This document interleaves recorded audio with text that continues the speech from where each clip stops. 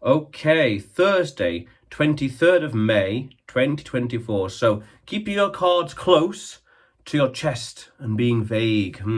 Avoiding things coming back to haunt you. So one thing that a bit of a mentor of mine, so to speak, taught me years ago, but taught me nonetheless, was keep things vague.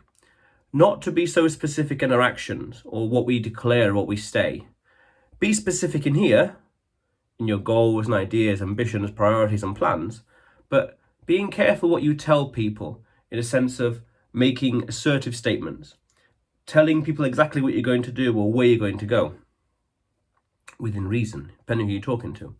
Because it could come back to haunt you when you say something, the wrong thing to the wrong person, could come back to haunt you. Could be used against you, could be used against like an attack on, as a attack on your reputation. Could be used to guilt trip you. Who knows? But it seems in life, we want to keep our cards close to our chest, what our plans are, what our desires are, and avoid these statements, these assertive statements. Now, it's good to be underestimated. Don't get me wrong, that's quite powerful. If you say you're going to do something, you carefully decide what to say. In here, you know exactly what you want. You've got clarity. And as I've often talked about on this channel, clarity is fundamental.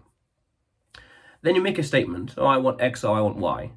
Then people don't believe you. And even though that statement might have been vague or not fully developed on purpose, or you're holding back something, and people don't believe you, they underestimate you. That's powerful. That's a really, really powerful situation to be in, because then you do what you're going to do anyway. I make a statement. I achieve it as planned anyway. They don't believe you, but they see you achieving it. Wow. You're a force to be reckoned with then. That's powerful. That's powerful. But when we keep our cards close to our chest, people can't understand us as easily. People can't analyze us. We're more of a mystery. And that's powerful. I did a video maybe a week ago now, about just under a week ago. Keep them guessing. What does that mean? If you keep them guessing because you're too vague, you're too unspecific, in here, you're specific and crystal clear. But in public, what you declare, what you say, it's a mystery. That's powerful, gives you an edge. Yes. Because we see, by being vague, we reduce the risk of painting ourselves into a corner by what we say or what we declare or what we decide. If I say I never do this, and they hear it, okay, right, never does this, okay, noted, acknowledged. And then later on, I need to do X, I need to do that thing. It goes against what I said earlier. That's quite powerful, because you're contradicting yourself. You risk contradicting yourself. And we don't want to do that. That's not productive. That doesn't bring us closer to our goals. So we want to avoid that. It affects our reputation, which is powerful, very important. So we want to be careful what we tell people, what we reveal to the world, the right amount of things. Now, of course, when you have clarity, what you want and what you don't want, then you can better estimate what to reveal and when. Because you see, also in literature, when I was learning and writing literature a couple of years ago, I realized one interesting thing by reading Harry Potter, actually, oddly enough, that we don't want to reveal everything all at once. We want to reveal things to the reader, to the audience, to the listeners, to whoever, as and when they need it. As and when they need it. As and when they need it. If they don't need to know something, you don't need to tell them. Practical sense. Now, it's easily said, a bit hard to do, because some people, they like talking about themselves. Maybe it's an ego thing. I don't know. But some people enjoy talking about themselves. And then it's a question of, you have to resist that urge to tell people all these things. Because one, people don't really care. Two, it invites unnecessary drama, let's say like jealousy. And three, they don't need to know, in general, practically speaking and socially speaking. Because why reveal too many things if they're not going to care or be jealous or they're going to do nothing with it?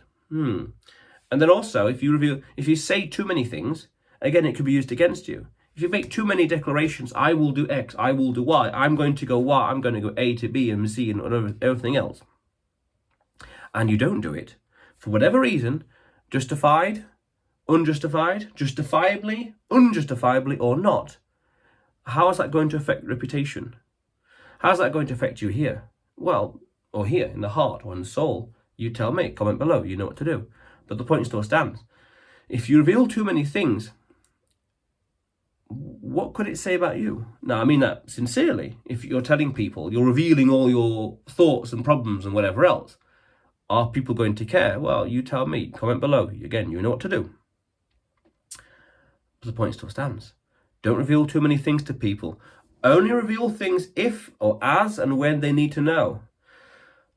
That's why there's this meme, which is you can't handle the truth. Sometimes it's quite powerful because on the opposite end, the opposite side can be quite accurate and true as well, where you're asking questions that are unnecessary and getting answers that are relevant to the question. But you've got this information. What are you going to do with it? Nothing. Add it to the pile of knowledge and curiosities and facts you know of, and then what? It'll gather dust. It'll gather mental dust. Waste of time. You're asking all these questions, and then the truth, oh, this and that and that and this, great, but you can't handle it. Not in a negative way, like you can't do it, but you got this information, what are you going to do with it? It's irrelevant to you. Why'd you ask? For a full picture? Do you really need the full picture? Does it matter? Things like that. But that's another conversation altogether. And it reminds me of that quote, keep your enemies close and your friends closer. You never know what's happening behind the scenes. You never know what's happening in here, or in here, someone's heart, someone's soul. And I mean this in a very skeptical, avoiding danger kind of thing. It's a question of betrayal, really, when you boil it down and you really condense it. But still, what's everyone revealing? What's everyone not revealing? It's an infinite question because it could be anything. It could be absolutely anything. And then you could say, are you asking the right questions for them to reveal the right thing? A few weeks ago, I was in Dublin. I was talking to someone, and then I realised that this person is the kind of person that they want to talk about themselves. They want to talk about themselves, but they want you, or in this case, me, to ask the questions. So in that situation, it was worthwhile asking question to get them really talking and revealing themselves, get them revealing all their cards that they're holding close to their chest. The more they reveal, the more they talk about themselves, the more they're going to like me, the more they're going to know, like, and trust me, which is powerful because I get their trust, which is useful in business. But careful what you reveal about yourself. Be vague enough so you're reducing the chances of things you're putting out into the world coming back to haunt you, having negative problems in the future. We want to avoid that. Why? Fewer headaches. Nice.